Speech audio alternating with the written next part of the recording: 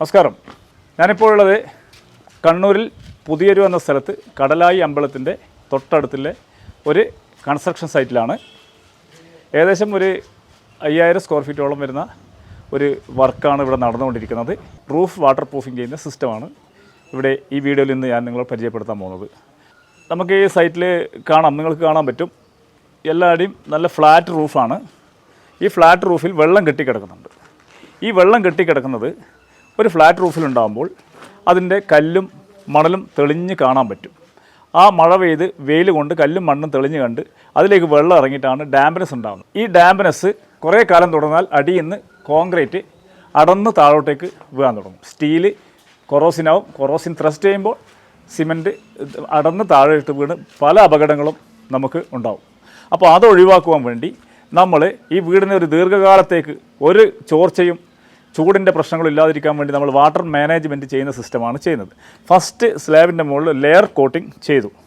ഈ layer coating ചെയ്യുന്നത് നമ്മൾ ഉപയോഗിച്ച മെറ്റീരിയൽസ് എല്ലാ അന്താരാഷ്ട്ര നിലവാരത്തിലുള്ള ഏത് കമ്പനിയും ഞാൻ വാട്ടർ പ്രൂഫിംഗ് സർവീസ് ഉൾപ്പെടുത്തുന്നുണ്ട്. ഇവിടെ ചെയ്യുന്നത് മപ്പായ് എന്ന ഒരു കമ്പനിയുടെ മപ്ലാസ്റ്റിക് എന്ന് പറഞ്ഞ ഒരു പ്രൊഡക്ട്സാണ്. ഇത് പോളിമറൈസ് കൂടുതലുള്ള ഒരു എലാസ്റ്റികത കൂടുതലുള്ള ഒരു കോമ്പൗണ്ടാണ്. ആർക്കിടെക്റ്റ് പറഞ്ഞ അടിസ്ഥാനത്തിൽ ക്ലയൻറ്റ് തിരഞ്ഞെടുത്തൊരു മെറ്റീരിയൽസാണിത്. ഇതാണ് ഞാനിവിടെ ചെയ്തു കൊടുക്കുന്നത്. ഈ റൂഫിൻ്റെ മുകളിൽ 2 കോട്ടിങ് ഏകദേശം കഴിഞ്ഞു. ഇത് നെക്സ്റ്റ് ഇവിടെ ചെയ്യാൻ പോകുന്നത് നമ്മളെ വെള്ളം പോകുന്നത് ആ കോർണറിൽ ഒരു ഔട്ട്ലെറ്റ് ഉണ്ട്, ആ കോർണറിൽ ഒരു ഔട്ട്ലെറ്റ് ഉണ്ട്, 2 കോർണറിൽ ഔട്ട്ലെറ്റ് ഉണ്ട്. പക്ഷേ വെള്ളം കെട്ടിക്കിടക്കുന്നത് ഈ സൈഡിലാണ്. അപ്പുറത്തെ സൈഡിൽ വെള്ളം കിടക്കുന്നുണ്ട്, ഈ സൈഡിൽ വെള്ളം കിടക്കുന്നുണ്ട്.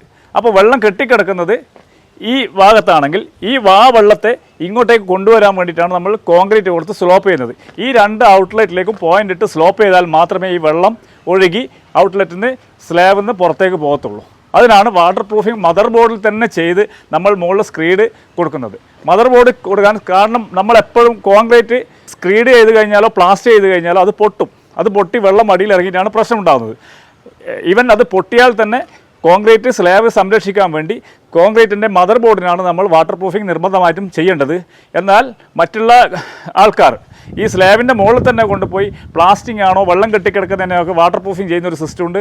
അത് തികച്ചും നമ്മുടെ ചെയ്യുന്ന മെറ്റീരിയൽസിന് കേടുപാടുകൾ പറ്റുകയും അത് വെയിലും മഴയും കൊണ്ട് നശിച്ചു പോവുകയും ചെയ്യുന്നു. ഇത് വാട്ടർ പ്രൂഫിംഗ് ചെയ്യാതെ ഒരു പേരപ്പറ്റിൻ്റെ മുകൾ വശമാണ്. ഇത് കോൺക്രീറ്റ് ചെയ്ത് ഇതിന് പ്ലാസ്റ്ററിങ് ചെയ്തതാണ്.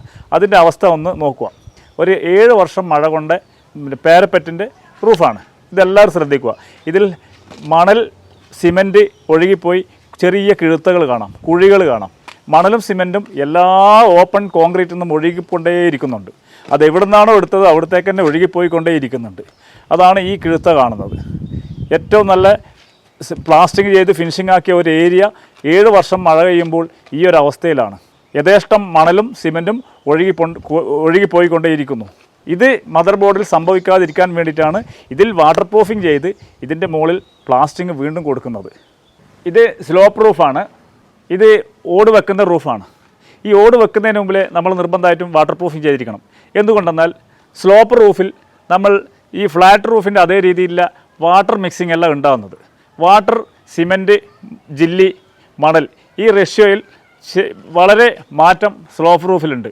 സ്ലോപ്പ് റൂഫിൽ ഇതൊക്കെ കുറവായിരിക്കും. കാരണം കോൺക്രീറ്റ് ചെയ്യുമ്പോൾ ഒലിച്ചിറങ്ങി കോൺക്രീറ്റ് നാശമാകാതിരിക്കാൻ വേണ്ടി കോൺക്രീറ്റിൽ വാട്ടർ മിക്സിങ് വളരെ കുറവായിരിക്കും. കാരണം ഒരു സ്ട്രക്ചർ മുകളിൽ ഉണ്ടാക്കുകയാണ് ഓട് വെക്കുവാൻ വേണ്ടി. അപ്പോൾ ഓൾറെഡി അതിന് ഹണി കോംസും ഹോൾസും ഉണ്ട്. അത് ഒഴിവാക്കാൻ വേണ്ടി ഓട് വെക്കുന്നതിന് മുമ്പിലെയും ഷിംഗിൾസ് വെക്കുന്നതിന് മുമ്പിൽ നിർബന്ധമായി സ്ലോപ്പ് റൂഫ് വാട്ടർ പ്രൂഫിംഗ് ചെയ്തിരിക്കണം. അത് ചെയ്യാതെ ഏരിയയൊക്കെ ഇപ്പോൾ ഒരുപാട് കുഴപ്പങ്ങൾ കാണുന്നുണ്ട്. രണ്ടാമതും ഓടെടുത്ത് മാറ്റി വാട്ടർ പ്രൂഫിംഗ് ചെയ്ത് ഓട് തിരിച്ചു വെക്കുകയോ അല്ലെങ്കിൽ ഷീറ്റ് ഇടുകയോ ചെയ്യുകയാണ് ചെയ്തത്. ഇത് നമ്മൾക്ക് സാമ്പത്തികമായി ഒരുപാട് നഷ്ടമുണ്ടാക്കും. ഈ വീടെടുക്കുമ്പോൾ തന്നെ ഇത്തരത്തിലുള്ള വാട്ടർ പ്രൂഫിംഗ് സിസ്റ്റം കൃത്യമായിട്ട് ചെയ്താൽ നമ്മൾക്ക് ലീക്കും ചൂടും അതിൻ്റെ പ്രശ്നങ്ങളും ഇല്ലാതെ കോൺക്രീറ്റ് ബിൽഡിംഗ് ലോങ് ലാസ്റ്റ് ചെയ്യുന്നതായിരിക്കും.